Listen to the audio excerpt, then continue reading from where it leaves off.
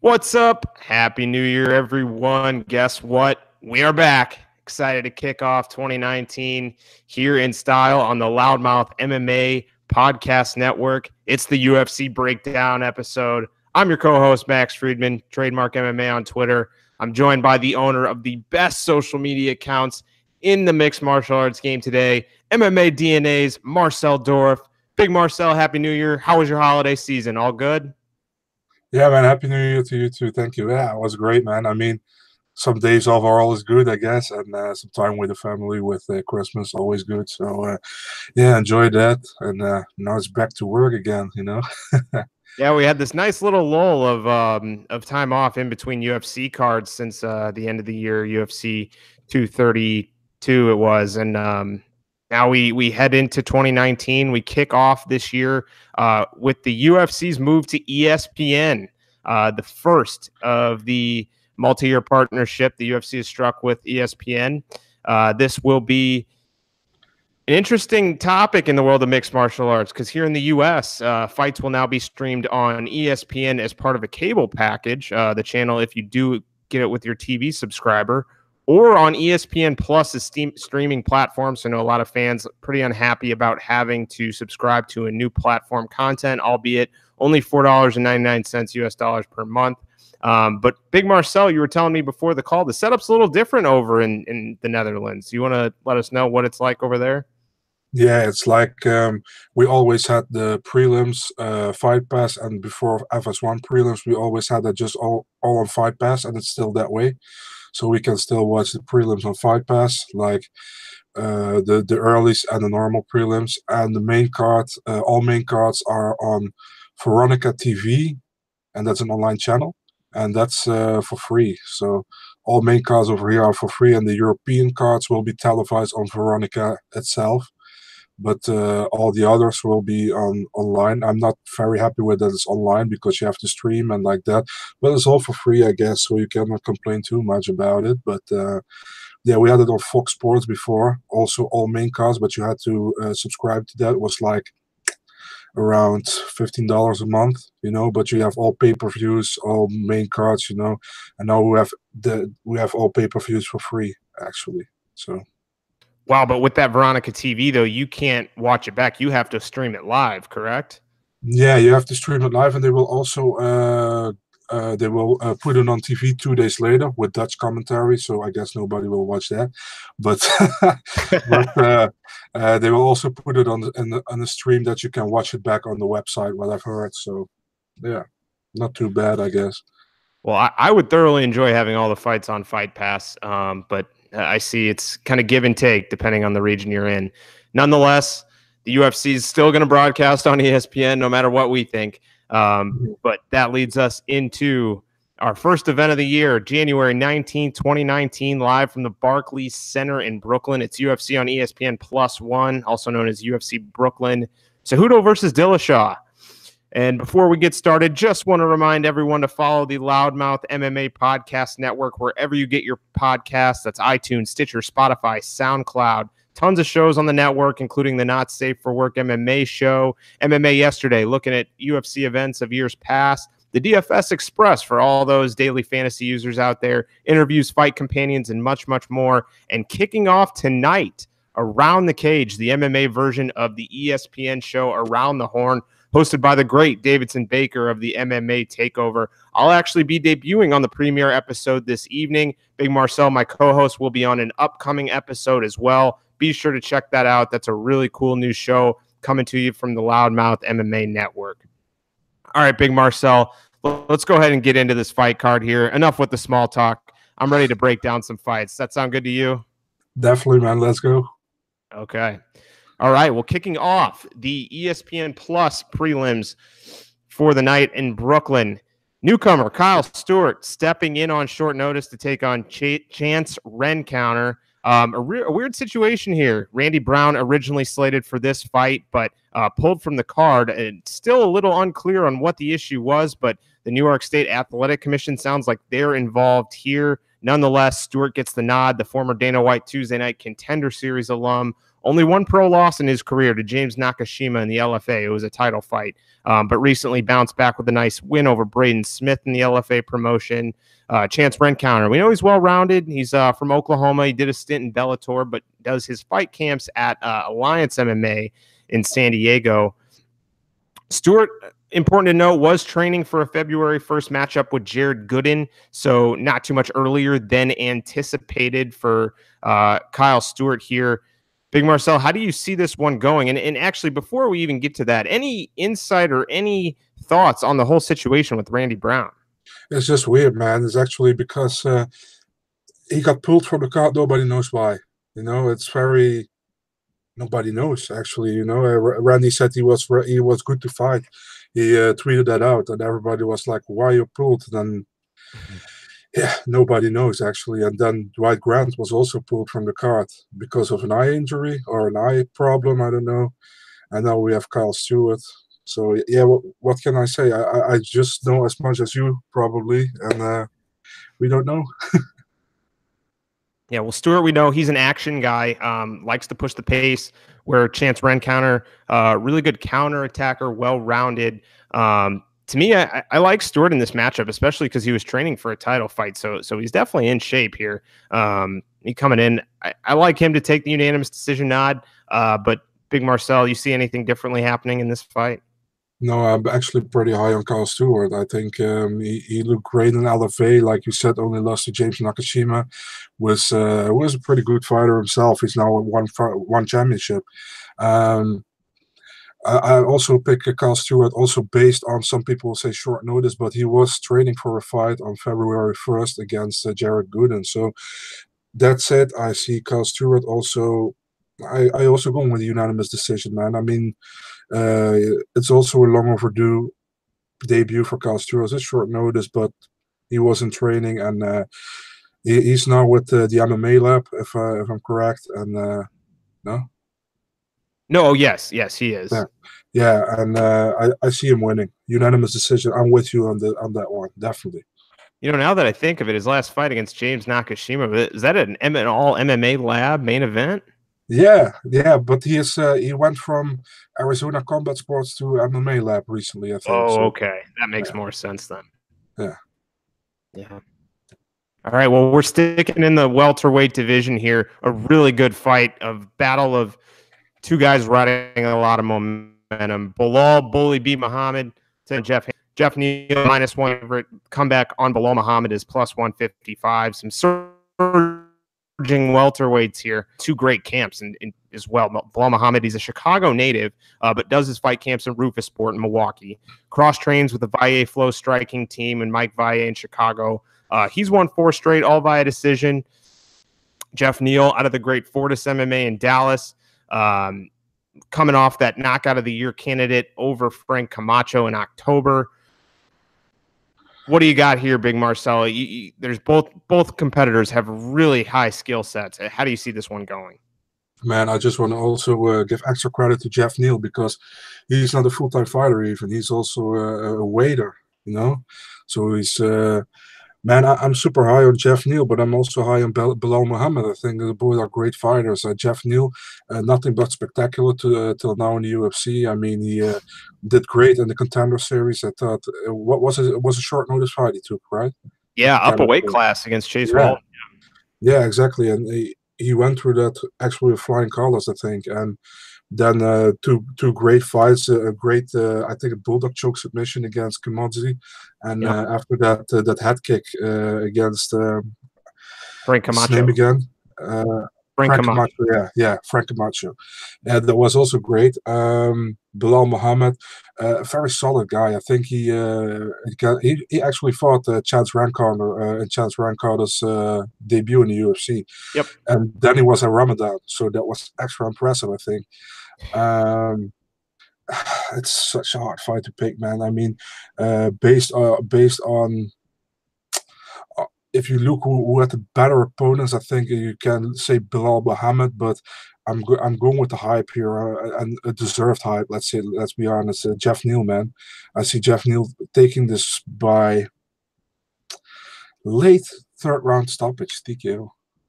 Yeah, it's really tough to see two of these up and coming fighters that are really hitting their prime at the same time.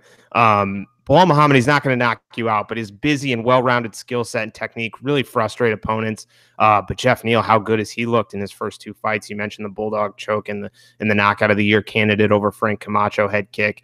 I'm going to go with Neal too. I think he's a little too crisp on the feet with the striking. Goes to a unanimous decision there.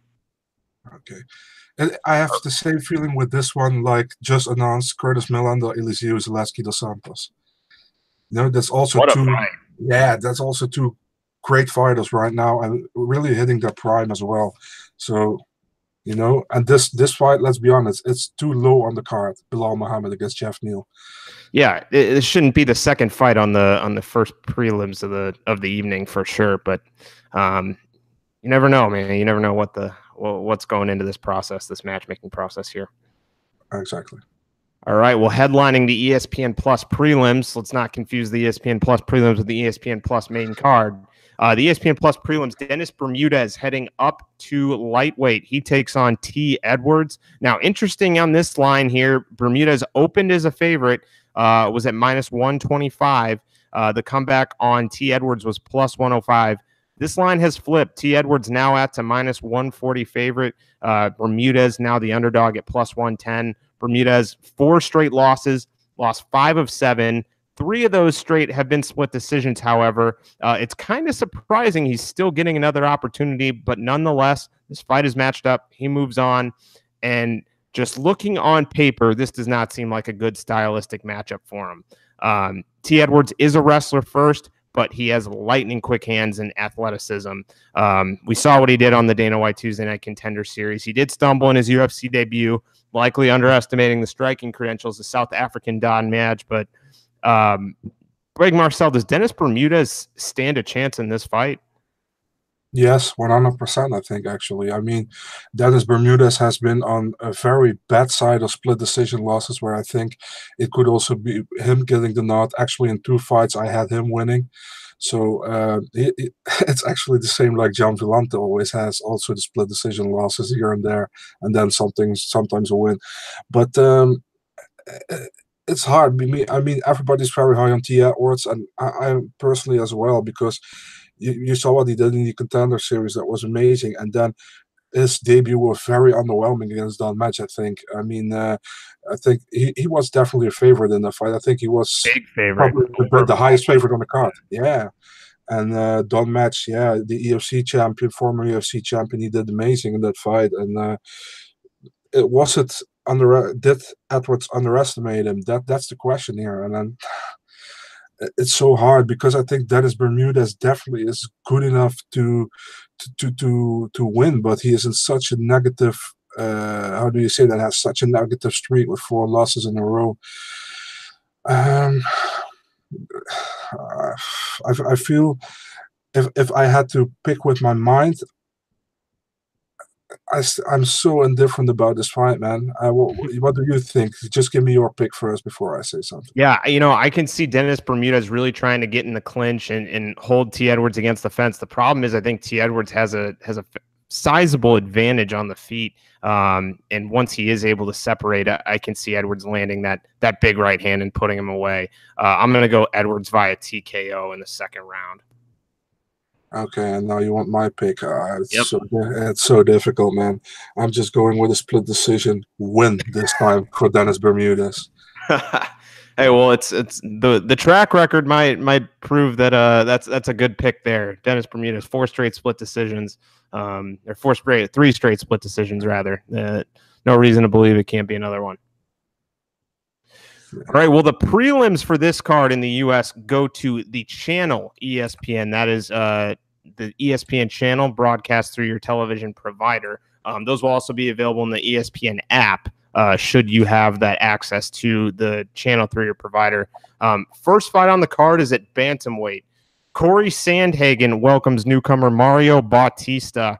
Corey Sandhagen originally set to tangle with Thomas Almeida, then John Lineker. Now he gets a newcomer on less than a week's notice. Mario Bautista, he is a 6-0 guy from the MMA Lab. Man, the MMA Lab's sending quite a few guys out to this fight card now that you think about it. And to me, there's no doubt he has some potential, but I'm going to take a step back here for a minute. There were at least 3 other options that were calling for this fight that I think had a better resume, track record, and could make more of a case to get this fight. I mean, Patrick Mix, the king of the cage, bantamweight champion, said he was at 150 pounds, could easily make weight. He's a New York native, too. Big following in New York. Licensed to fight with the New York State Athletic Commission, too. Holding wins over Andre Ewell, Tony Gravely. Tony Gravely also set to compete with CES organization in a title fight the same night, an organization that has a really good relationship with the UFC. Rufus Sports' Rufion Stotts was already planning to be out there to support his teammate Bilal Muhammad. Big Marcel, what are your thoughts on Bautista getting selected for this fight?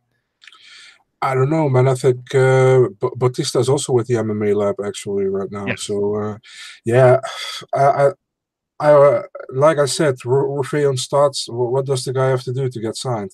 Honestly, I mean, he got one.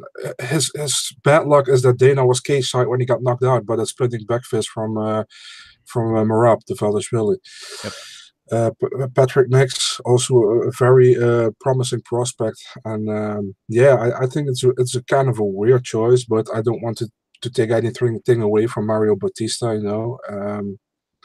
Yeah, what can you do? It's the same thing with Chance Rencounter and Kyle Stewart. There were also many fighters who asked for this fight. I'm happy for Kyle, he got it, honestly.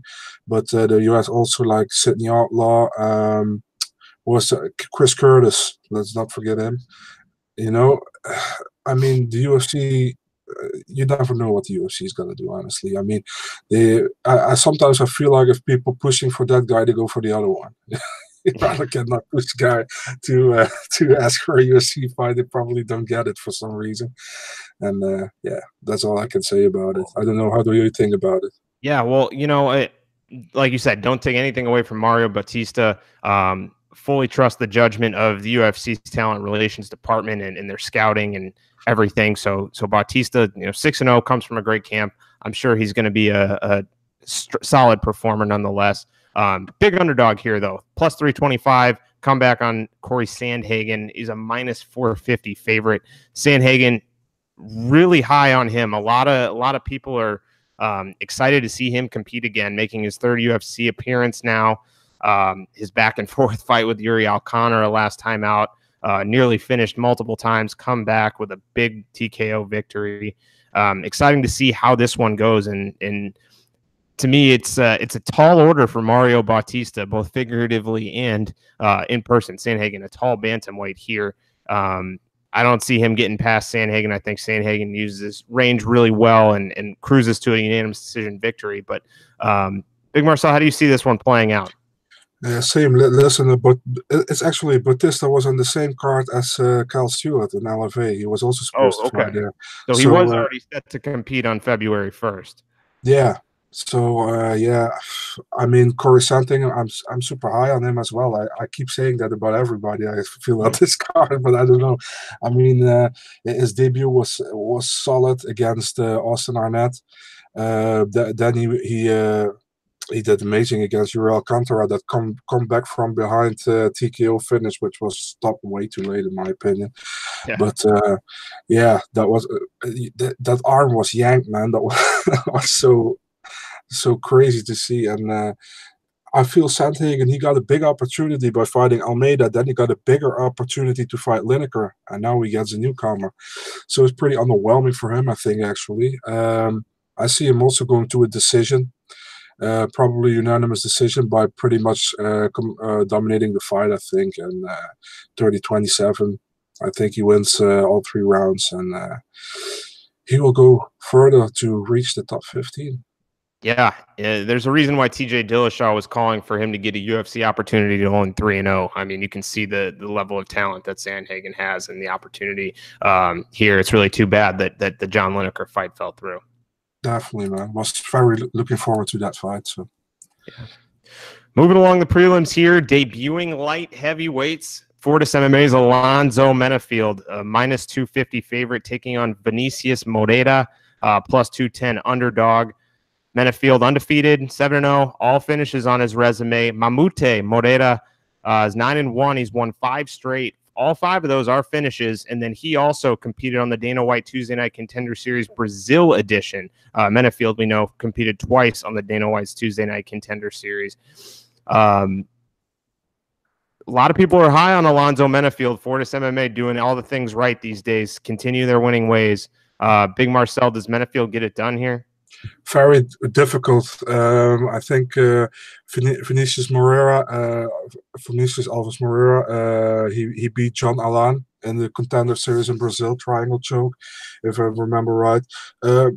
He's a solid guy, man. He's very good on the ground, I think. And Alonzo Menafield, he got the power. I was so happy he got the call back to get also on the second season of the Contender Series, and he delivered against the Sean Boatwright.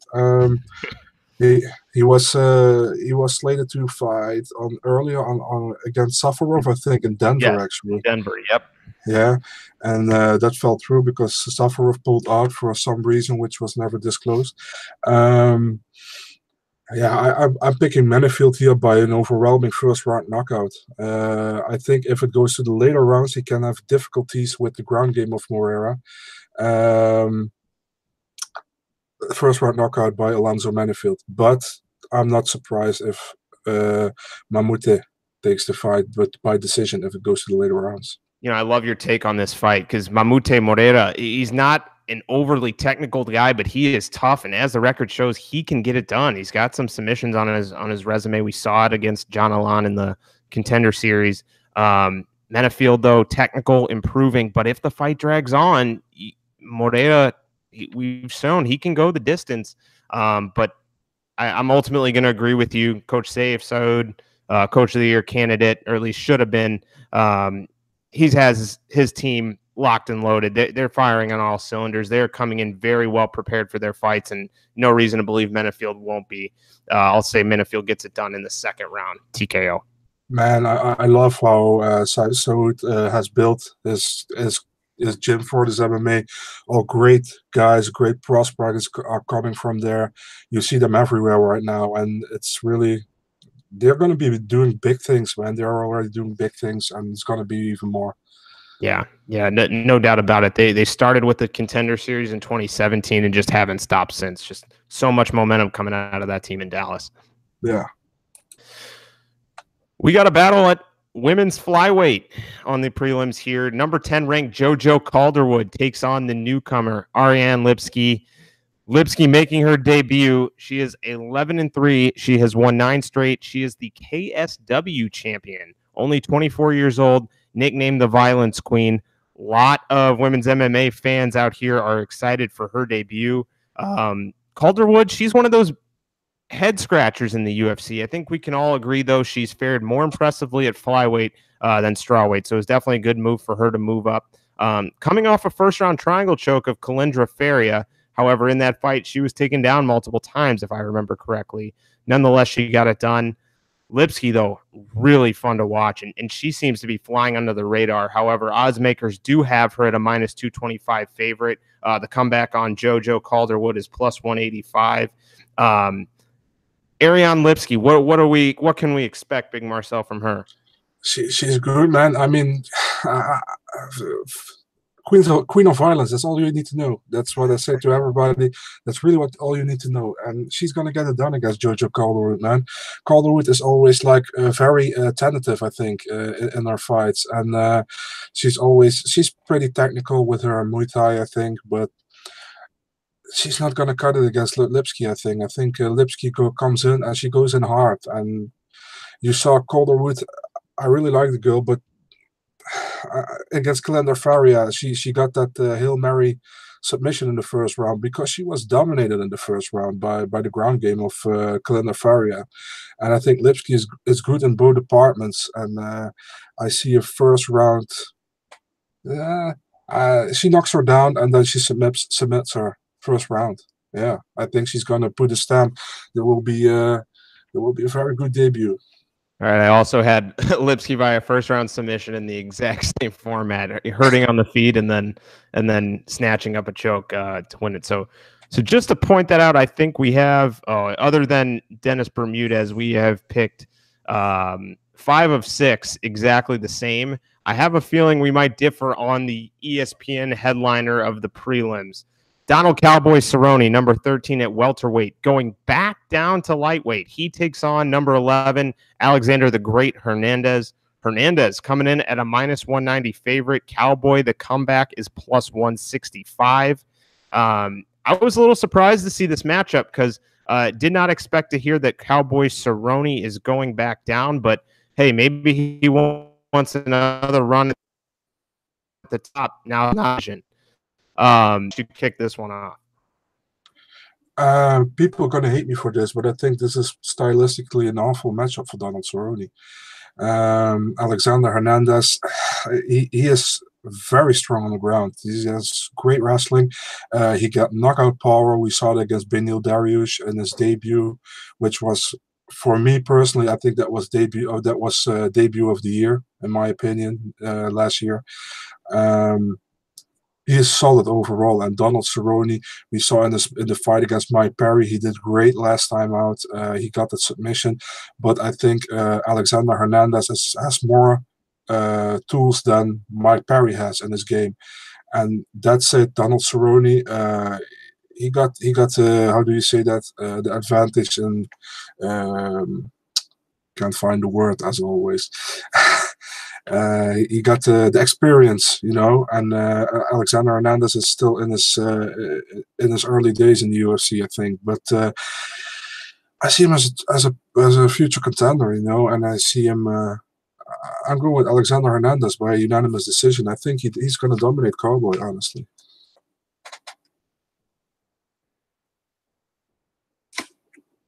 Where are we at?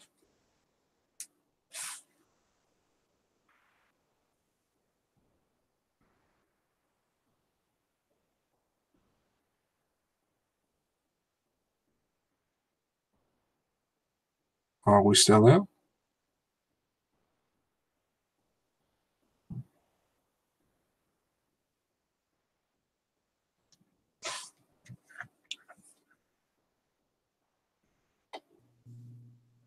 Big Marcel, you there? Yeah, man, you are freezing over here. So I don't know. Did you hear me all that? Did you hear all that? No, I didn't hear you. Did you hear what I said? So yeah, sorry about that, folks. Just a little slight technical delay. You're getting your analysis in on Alexander Hernandez. All the great skill set. You think he has a lot more skills than Mike Perry actually, and provides more of a tough matchup for Cowboy. Yeah, you heard it. Okay. All right. Well, I'm kind of glad you said that, because now we have a little bit of a conflicting view on this fight. I agree with what you said, though. Hernandez has been great in his first 2 UFC appearances. He showed the real true grit and ability to get it done against Olivier Aubin-Mercier last time out, and he's a powerful kid, power in his hands, great wrestling. But man, it just seems like when Cowboy faces some of these up-and-coming talents, he really rises to the occasion. I mean, Yancy Medeiros had a big win streak going into that fight years ago against Alex Cowboy Oliveira. See even the fight against Mike Perry. I know Perry was on a bit of a skid, but at the same time, you know, man, he just seems to really technically get it done against some of these tough competitors. I know Hernandez is going to come forward. I see this fight hitting the mat, and then Cowboy Cerrone snatching up a sub. So I'll go Cerrone submission first round. I see it happening. I'm going to call the upset here. Cowboy Cerrone's 4-3 in UFC fights that he's been the underdog in the last 5 years. So I think he gets it done here. Awesome. We have a different. Yeah. I had a feeling. I had a feeling you're going to see it the different way. Good feeling. All right. Now we go to the main card, and keep a reminder, this is on ESPN Plus here in the U.S. As Big Marcel mentioned, though, this is on Victoria TV in the Netherlands. Veronica TV online. Veronica TV, sorry.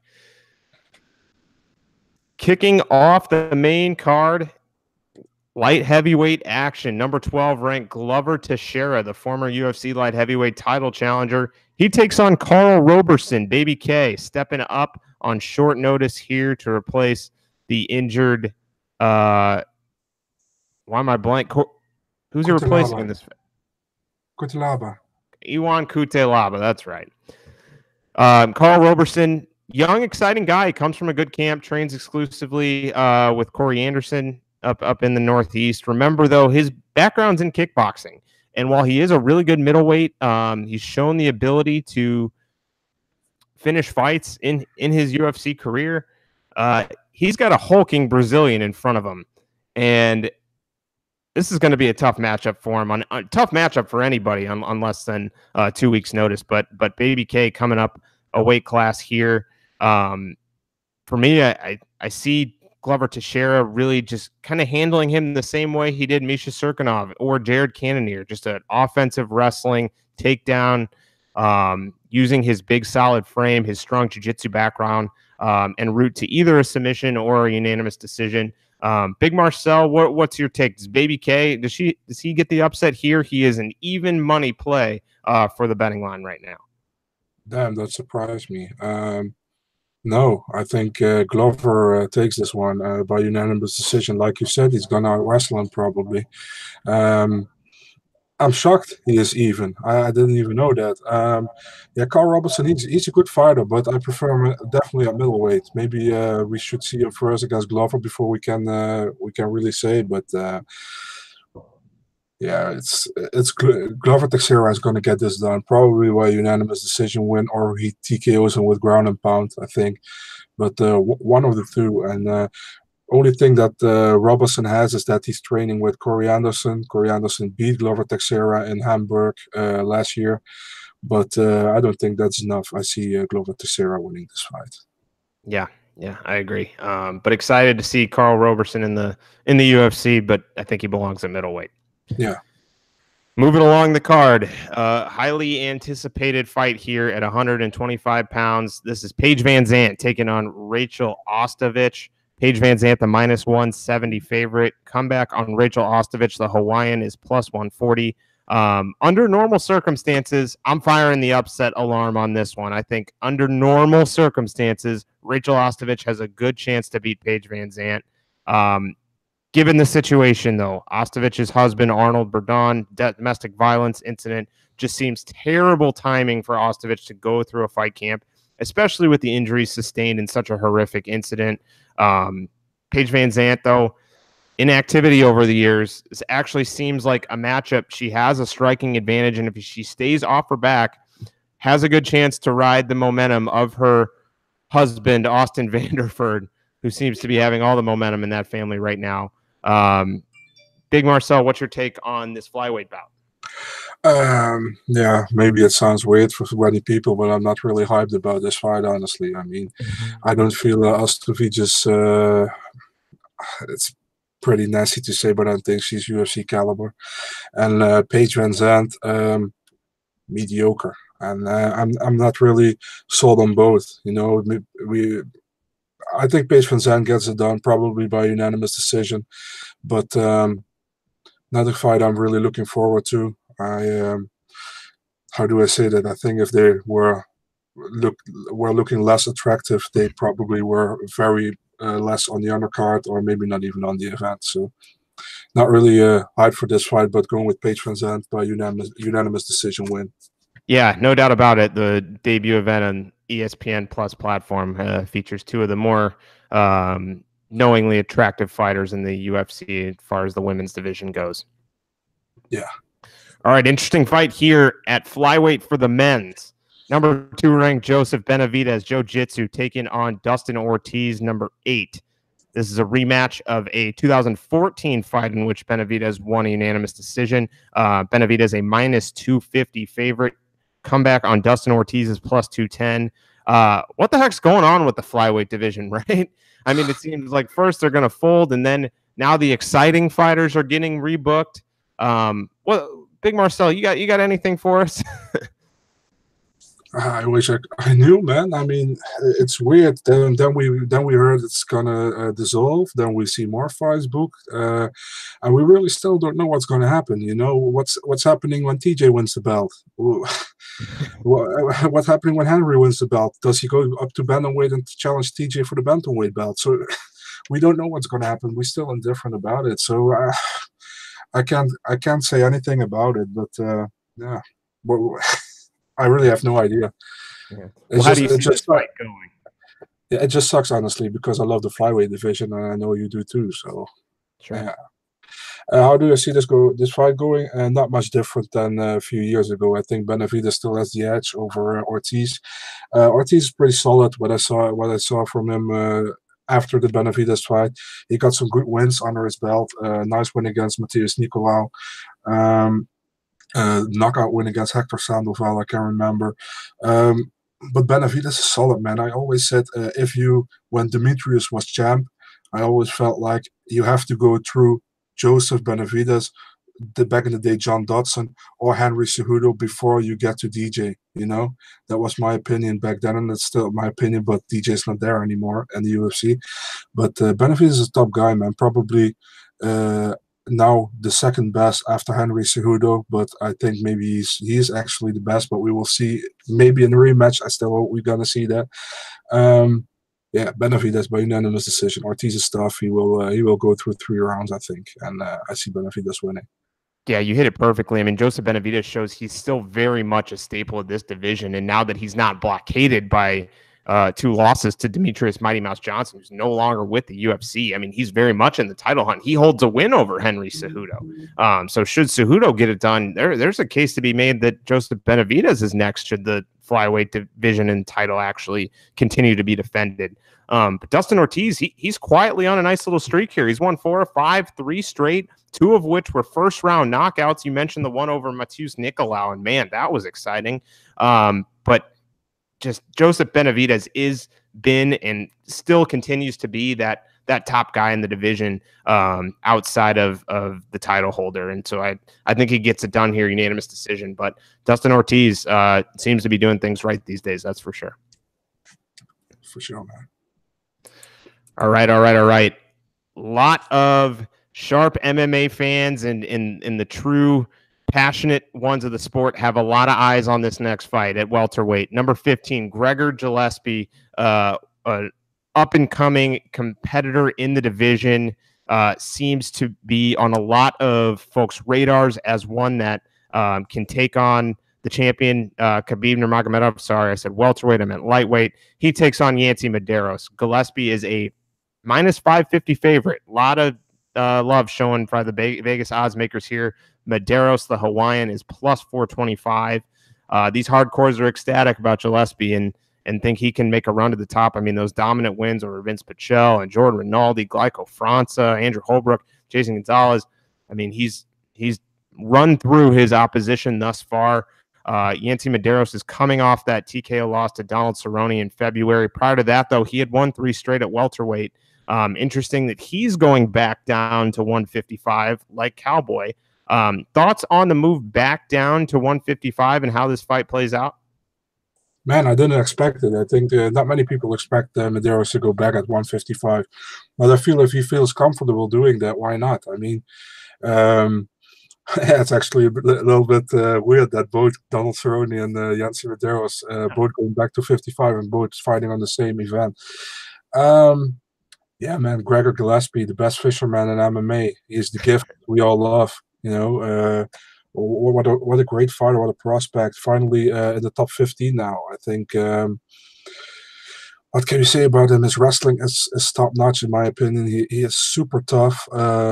His hands are good. I'm super high on this guy, like everybody is, literally. And Yancy Medeiros, we all know his toughness. We all know his brawls. His fight against Alex Oliveira was crazy. He got the loss against Donald Cerrone, but this is a fun fight, man. I see this as probably fight of the night contender, definitely.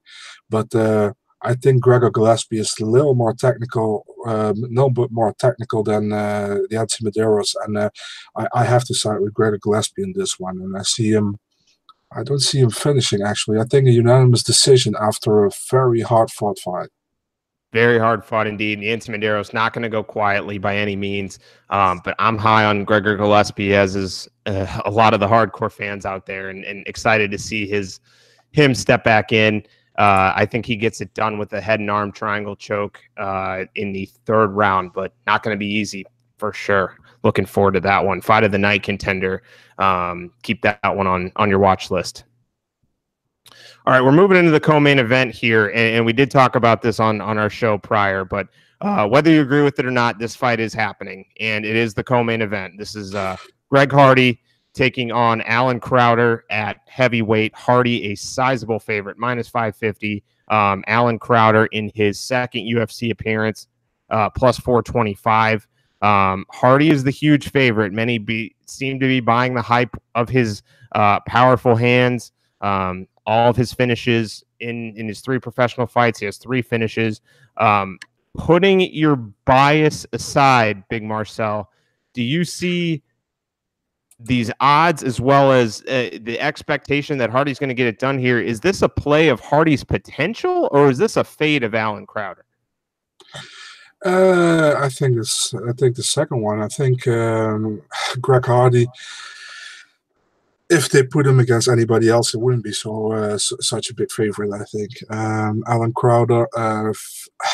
I think I don't want to talk bad about fighters, but he was probably one of the worst signings about the Contender Series for a season.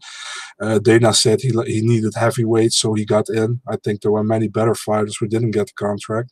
Sure. And then he had to fight against Justin Willis, which was also not great. He got knocked out in that one, I think, in the first round.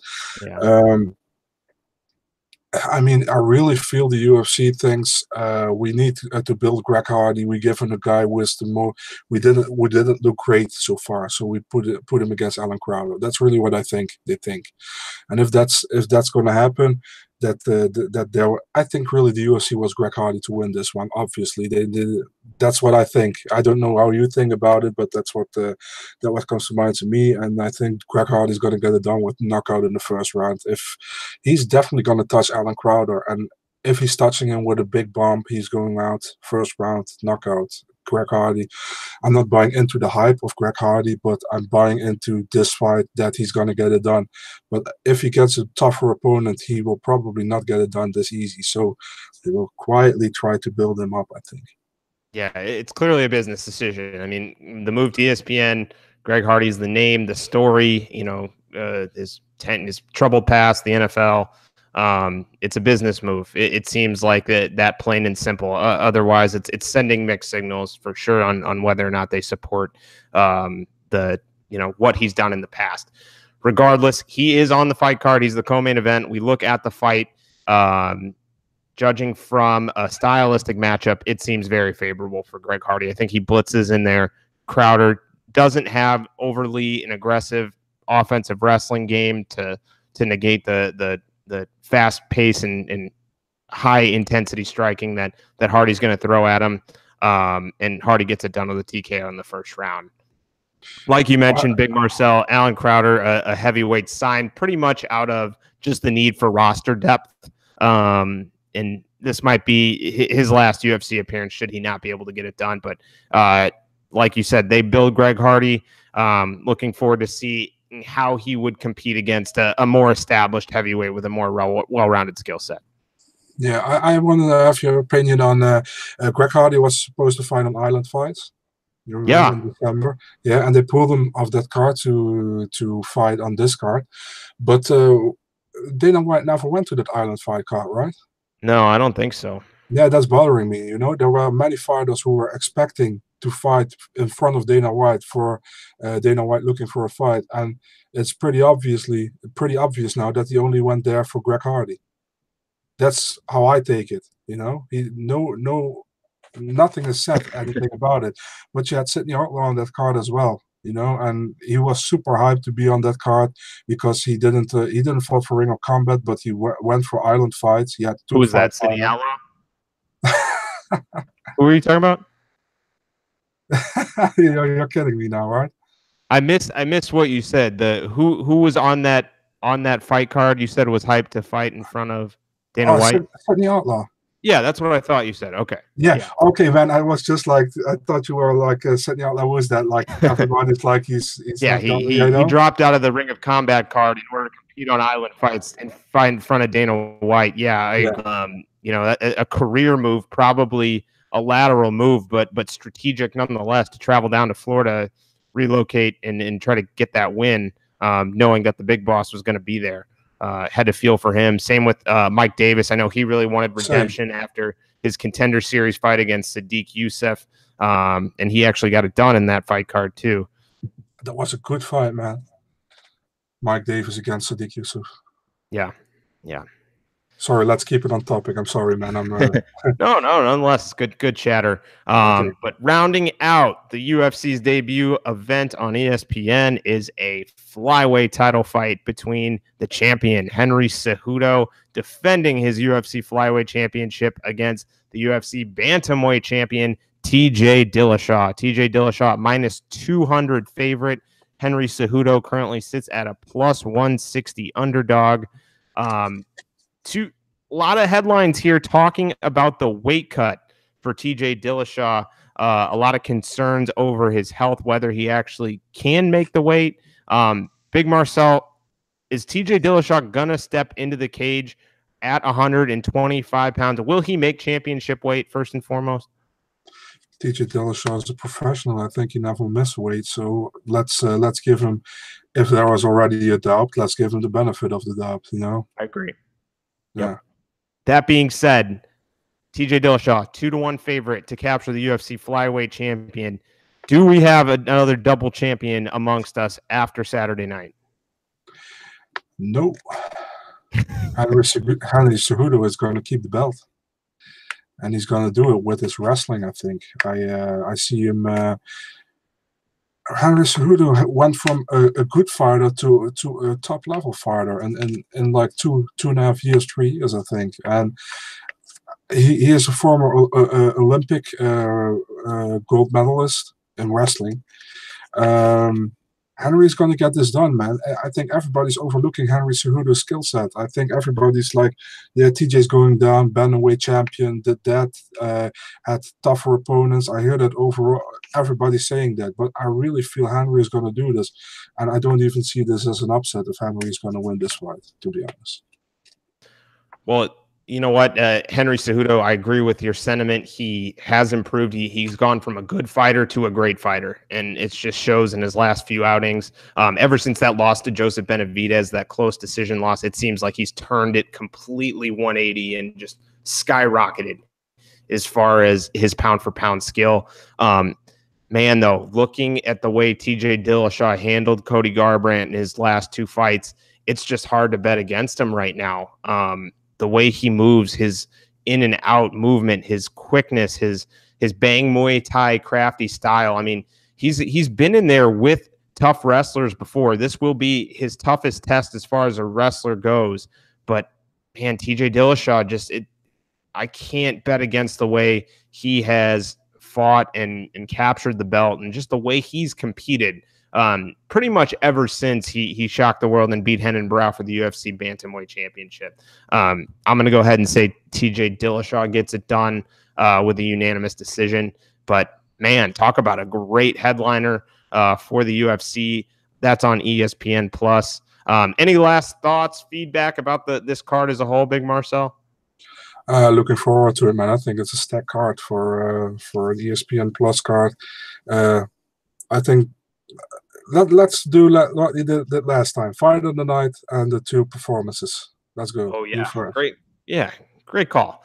I'll kick things off. Fight of the night, main event, TJ Dillashaw, Henry Cejudo. Going to be worth all the hype right there. Performance of the night, I hate to say it, but I think Greg Hardy is going to get it done with a first-round TKO. He will walk away with it. And then the other performance of the night, Donald Cowboy Cerrone with his upset win over Alexander Hernandez via first-round submission. Those are my picks for fight and performance of the night. What do you got? Fight of the night, Gregor Gillespie against Yancy Medeiros. Performance of the night, Henry Cejudo and Greg Hardy. All right, you heard it there. We got our picks. Real excited for this one. As a reminder, that is Saturday, January 19th from the Barclays Center in Brooklyn in the U.S. The initial prelims and the main card will be on ESPN+. The televised prelims will be on the ESPN channel or Watch ESPN app.